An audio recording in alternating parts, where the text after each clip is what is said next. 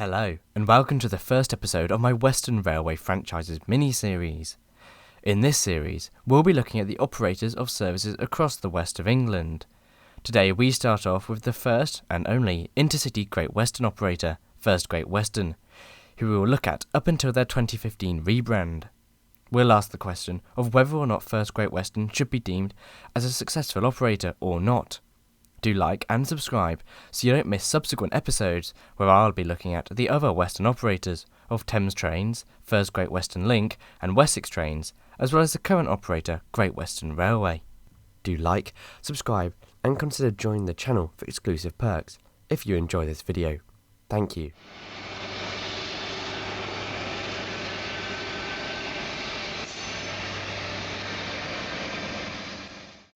First, we'll begin in December 1995, when Great Western Trains, under Great Western Holdings, won the new Intercity Great Western franchise. The holdings company was majority owned by ex-British rail managers, with First Bus having a 24.5% stake in the company, as well as the company 3i. The holdings also won the North Western franchise, who we looked at in a previous video. The company began operations as Great Western Trains on the 4th of February 1996, adopting a green and white livery, retaining the Intercity branding from British Rail. The company would, at first, operate intercity services across the southwest, running from Penzance, Paignton, Carmarthen, Cardiff, Bristol, Temple Meads and Hereford into the termini at London Paddington, via stations such as Plymouth, Exeter St David's, Westbury, Gloucester, Moreton Marsh, Swindon, Oxford, Reading and Slough. The company inherited a fleet of Intercity 125 sets, with Class 43s and Mark III carriages, as well as a series of Class 57 and Mark III sleeper coaches for sleeper trains to Plymouth and Paignton. The franchise was deemed to be the flagship of Britain's newly privatised rail industry, and it would hope to operate as one. The company began operations in February 1996, but got off to the worst possible start when on the 19th of September, a Great Western Trains HST set running from Swansea to London Paddington passed a signal at danger near Southall and encroached into the path of a freight train. The HST set was travelling at 125 miles an hour at the time when the driver applied the emergency brakes, but this was far too late. The front HST power car, 43173, collided with a hopper freight car at 1320, derailing the freight train, whilst the other coaches of the HST set, travelling at 60 miles an hour, crushed into the rest of the derailing freight train. The crash cost 7 lives, 5 in Coach G alone, which was completely destroyed, with 139 people injured. Great Western Trains, whose managing director was injured in the crash, were blamed for the collision due to driver negligence and fined. The crash came at a time when rail safety was being questioned across the network, due to several big crashes which occurred during the first few years of rail privatisation. However, Great Western Trains still had to continue as an operator, but they wouldn't be known as Great Western Trains for very long. In December 1998, First Group purchased the remaining shares of the Great Western Holdings Company, and thus had control over Great Western Trains and North Western Trains, who were subsequently rebranded to First Great Western and First North Western by 1999.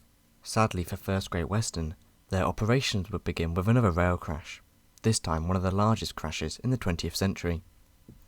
On the 5th of October 1999, a Thames Trains Class 165 Turbo departed Paddington at 0806, missing a red signal and straying onto the fast lines near Ladbroke Grove. The Class 165 was then hit by a HST set, hauling 8 Mark III coaches. The collision occurred at 0809, with a combined collision speed of 130 miles an hour. Both the turbo and HST drivers were killed instantly, as well as 29 other passengers, the majority being in the Class 165, whose front 2 carriages were completely destroyed, with a fire starting near the HST set, injuring 417 people. The signal, SN109, had been passed at danger 8 times in the last 6 years, with the signal having poor visibility, but the cause of the crash was determined to be a signal passed at danger, and Thames Trains were fined £2 million. With a lack of safety systems installed in the Class 165, such as automatic train protection, and Thames Trains not training drivers correctly also being contributory factors. The crash once again rocked passenger confidence in the rail industry, with a second fatal crash in as many years near London Paddington. Earlier, in 1997, Great Western Trains ordered 14 Class 180 Atalantes to allow for increases in Paddington to Cardiff services, eventually aiming for half-hourly services. The trains, which began construction in 2000, were tailored to First Great Western's needs, being capable of 125 miles an hour and having 287 seats per 5-carriage set. Although delays to construction did not help the image of the new Class 180s, they entered service in December 2001, with Class 47 hauled Mark II sets required to fill in for the Class 180s on Penzance services due to the Atalante's delays. Infamously, the Class 180s suffered major reliability problems, with First Great Western already looking for their replacements by 2002. Statistics revealed for 2002 saw improvements across the rail network in punctuality, with punctuality for First Great Western rising from 73.3% to 76.8% from 2001 to 2002, with customer satisfaction up from 69% to 73%, whilst fares rose on average just 1.5% for standard class, with rail privatisation's shaky start beginning to fix itself. This came at a time when, in November 2002, the Strategic Rail Authority announced plans for a new Great Western franchise. This new franchise would take over all operations from First Great Western, Wessex Trains and Thames Trains, later known as First Great Western Link. The latter three we will look at in future videos. This new franchise will be tendered by 2005, ready for operations from 2006. In January 2003, the Strategic Rail Authority announced major timetable cuts across the network, with Oxford to Bristol services operated by First Great Western being cut hugely, with 18 daily services withdrawn, nearly ending the direct Oxford to Bristol service entirely. The Strategic Rail Authority blamed low passenger usage and low punctuality for the cuts, with the authority hoping to improve punctuality by cutting rail services. However, unions and passengers were furious at the move, which saw, altogether, over 100 services cut from the timetable per day across the country. The RMT union called the cuts a move of lunacy, with the head of ASLEF agreeing with them. In July, more tragedy hit the main line, when a First Great Western train from Hereford to London collided with a minibus at an unmanned farm crossing in Charlton, near Evesham, Worcestershire.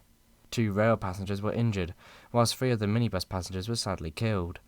The minibus was carrying Eastern European farmers onto farms to work as fruit pickers for the summer harvest. The reason for the crash was due to the farmers not realising the rules of crossing unmanned level crossings. The driver should always contact the signaller, and this did not happen, leading to another fatal incident operated by First Great Western. The HST set had considerable damage and blocked the line to Hereford for the entire day. In 2004, Angel Trains trialled new engines in their HSTs, with 2 new power cars receiving new MTU engines. This trial was deemed a success, increasing reliability and lowering emissions on the 25-year-old engines. First Great Western, Brush and Angel began the HST modernization program, which would upgrade all the HST sets, finishing by 2008, including their full refurbishment of the Mark IIIs. By December 2005, the new Great Western franchise had been won by First, who would continue operating under the First Great Western branding. The new franchise would drastically increase the number of stations that First Great Western operated to over 270, as well as increasing the number of stations directly operated by the company to over 200. Originally, First Great Western were going to keep the 3 franchises, Intercity Great Western, Wessex and Thames Trains, separate with different identities, but eventually opted to create a joint First Great Western brand for all the franchises due to stakeholder feedback. First Great Western would now drastically increase its services and fleet. In terms of routes, First Great Western would now operate most, if not all, services in and around Cornwall, Devon and Somerset, running services along branch lines such as St Ives, Newquay and Barnstaple. Services would now run from Severn Beach, Exmouth, Weymouth, Banbury and Bicester Town to stations across Oxfordshire, Gloucestershire and Dorset. First Great Western would also operate services further afield to Southampton, Portsmouth Harbour and Brighton, as well as running to Redhill and Gatwick Airport. Finally, First Great Western would operate the Thames branches, as well as the Heathrow Connect route from Heathrow Airport to London Paddington. With these new stations, First Great Western's fleet would also increase, and would no longer consist of just the HST and Class 180s. The company would now acquire 12 Class 142 Pacers, 8 Class 143 Pacers, 39 Class 150s, and 14 Class 153 Sprinters for services along the branch lines and in and around Cornwall. 18 Class 158 Sprinters would also join the fleet for regional services across the network, as well as 36 Class 165s, and 21 Class 166 Networker Turbos for local services out of Paddington and along the Thames branch lines up towards Didcot, Oxford, Bicester and Banbury. The new franchise, with these services and trains incorporated into the First Great Western brand, would begin from the 1st of April 2006 and would, combined with the Great Northern Rail franchise, be worth over £1 billion in revenues per year for First Group. Just a month after beginning the new Great Western franchise, First Great Western were under threat due to poor reliability. In May 2006, ministers announced that they were concerned over the operations of the company due to its poor reliability, with First Great Western's punctuality dropping from 76 to 68% by the end of 2005, with the reliability for the start of 2006 only being 75%, whilst Great Britain's reliability as a whole was up to 86%. First Great Western's bosses blamed ageing Victorian infrastructure, which had not been upgraded since the 1970s, whilst the new Adelante trains had braking issues, with the rest of First Great Western's fleet averaging 30 years of age. This led to talks beginning on potential electrification and HST replacement for the Great Western Main Line. Eventually, in 2007, the Department for Transport confirmed provisional plans for the electrification of the Great Western Main Line from London Paddington to Cardiff and Bristol Parkway, with the Intercity Express programme founded as the future HST replacements. Before this happened, though, First Great Western would have to continue to put up with discontent from passengers. Elsewhere, in 2007, First Great Western began the process of returning the Class 180s back to their owners, despite being just 5 years old. A lack of reliability and HSTs becoming available from fellow Midland Mainline and National Express East Coast operators meant that the company would begin withdrawing the fleet. In April 2007, First Great Western were accused of overcrowding, high fares and poor punctuality, providing one of the worst rail services in the UK, ranking third from bottom in a passenger satisfaction survey. Alison Forster, managing director of First Great Western, knew things were bad, stating that First Great Western would most likely prop up the list for punctuality, but did not want things to continue the way they were. Passengers started a fare strike in protest at high ticket prices for high overcrowding in the Bath and Bristol area, with First Great Western putting on extra services. FGW took drastic measures to tackle poor performance, undergoing a management shake-up in September 2007, with Alison Forster moved to oversee First Great Western's high-speed services, whilst Andrew Haynes, First Group's head of rail, would now oversee all First Great Western services. Network Rail also responded by changing their head of the Great Western Zone, with Robbie Burns being replaced by David Ward.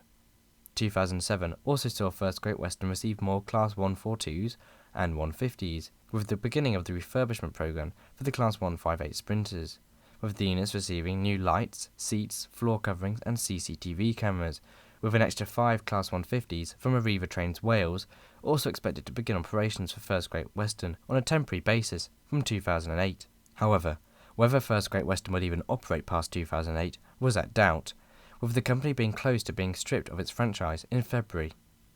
Transport Secretary Ruth Kelly told the operator it would have to buy more carriages, increase passenger compensation payments, and hire more staff, or the franchise would be terminated. It turned out that First Great Western's woes were not just poor performance. They had lied to the government by claiming that they had fewer cancellations than was reality. Hence, First Great Western had directly breached their contract and had effectively been given an official warning by the government, with a list of required improvements worth £29 million having to be made by First Great Western. Elsewhere, the HST Mark III sets were refurbished by 2008, including new leather seats in first class, with the Class 43 power cars also finishing their upgrades.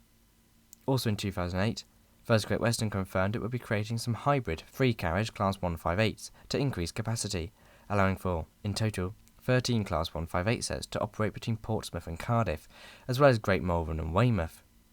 To respond to overcrowding, First Great Western introduced former Virgin Mark II Class 57 sets on a temporary basis to operate between Cardiff, Bristol, Taunton and Paignton until November 2010. This came at the same time as 5 Class 142 Pacers moving to Northern after the Class 150s had been refurbished.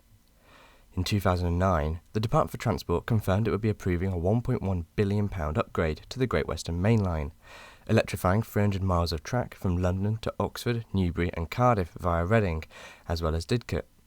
The upgrade would come with new electric Super Express trains and new electric commuter units, with journey times decreasing by up to 30 minutes. In 2010, a new report revealed the most overcrowded rail services, with First Great Western featuring 10 times in the top 10 most overcrowded services, with an average of 16.6% of services being overcrowded for 2009, double that of 2008. Some services had over 412 extra passengers, such as the 1815 London to Oxford service, which had 945 passengers versus a 533 capacity, hence making it one of the most overcrowded trains. The most overcrowded service was the 0637 Reading to Paddington service, which had more than double the capacity load, with 610 passengers on board versus 304 at capacity. This showed just how overcrowded First Great Western truly was, and to make matters worse for passengers, fares would rise 6.2% in 2011, with this being 5 times greater than the 1.1% increase in 2010. Elsewhere in 2011, First Great Western handed back the last Class 142 Pacers, which were sent back north to Northern. In May 2011, First Great Western chose not to take up the option to extend its franchise beyond March 2013, with concerns from First that they would have to pay an extra £800 million to the government to take up the extension. Hence the franchise would go through the normal bidding process for 2013. However, this did come with some controversy, after Anthony Smith from Passenger Watch raised concerns over potential slip of service quality. First hit back, saying that they would continue to provide a high-quality service, whilst confirming their intention to bid for the next franchise. In the meantime, First Great Western confirmed that the troubled Class 180 Adelantes would return to the operator, with First Great Western refurbishing the 5-car trains and bringing them into service by May 2012 to boost capacity on the network. They also confirmed that the 180s would eventually be replaced by the new IET trains.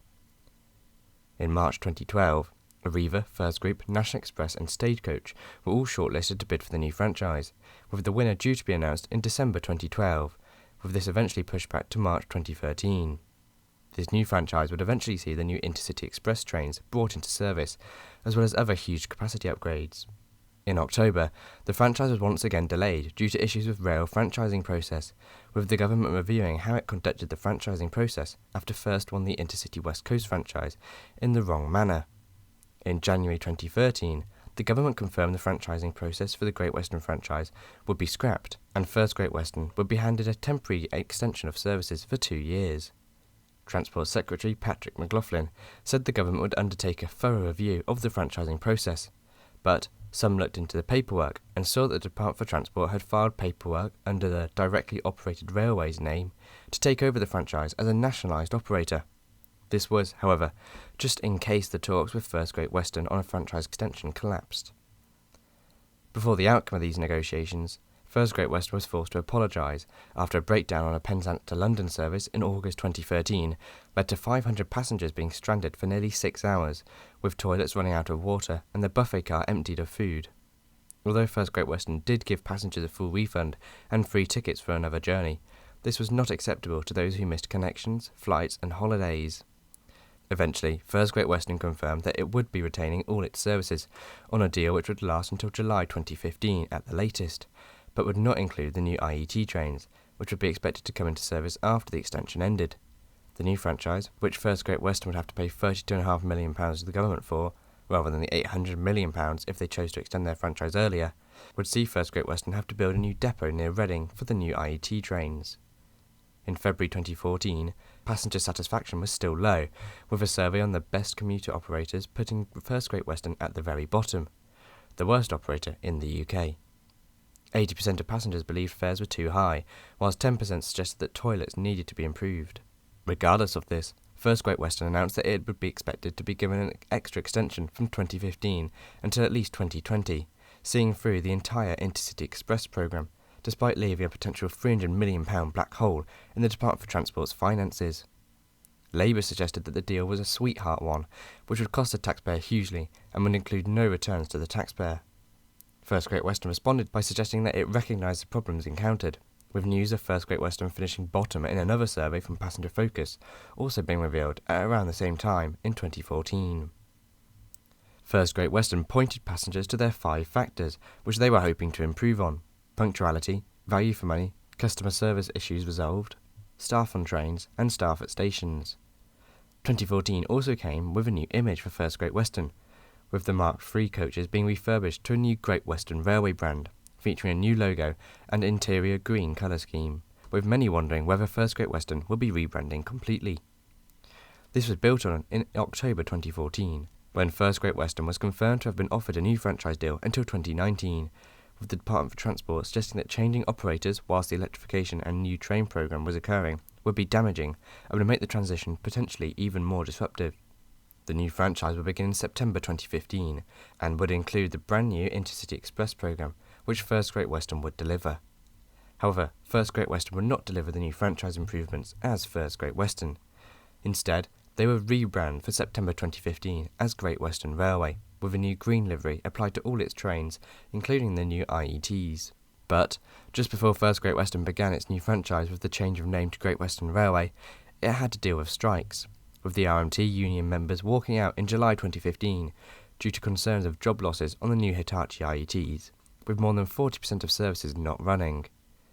Despite First Great Western ending the strikes by meeting with the RMT, there was the possibility of delays to the IET project if staff were concerned about job losses. And thus, on the 21st September 2015, Great Western Railway replaced the First Great Western branding and identity of the Western franchise, ushering in a huge change for the Great Western franchise, with new trains and electrification coming to the main line. The new green branding was a throwback to the original Great Western Railway Company, which first said would embrace the tradition of the historic railway. Great Western Railway said the rebrand would take at least 3 years, whilst the whole Great Western upgrade would cost over £7.5 billion. The new franchise extension also brought in more services into Devon and Cornwall, with 4,000 more seats introduced onto peak time services into London. And with that, we get to Great Western Railway, who we will talk about in another episode a little later in the series. In the meantime, should First Great Western up until 2015 be deemed a success? Well, they brought about the new Western franchise in 2006 after taking over from Great Western Trains, successfully merging 3 franchises together and running a joint network into Paddington from the west of England. However, these services were extremely overcrowded, delayed, and featured old rolling stock such as the Pacers or HST trains. The new franchise from 2015 would hope to resolve these issues whilst increasing frequency, but whether they did or not is for a future video. However, what did you make of First Great Western's and Great Western Trains' operations? Were they a good operator, or were they perhaps a failure? Let me know in the comments below. Special thanks to my first class members Callum Martin Bell, Crispin McKee and John Williams, as well as my business zone members Andrew Bowen, Anthony Harris, Anthony James Moore, ARK, Connor Grieg, Craig Mitchell 43, Dave CDF, Gordon Walker, Jay Teco, Lewis C21 and That Transport Girl. You can get your name on this list from as little as £2.99 a month, and help me to make my videos. I do appreciate it, thank you. Also, thanks to everyone that's let me use their footage for today's video. You can find their channels in the description or pinned comment below. Once again, thanks for watching. Check out my Blue Sky, Twitter and Discord server in the link below, and I hope to see you soon. Goodbye.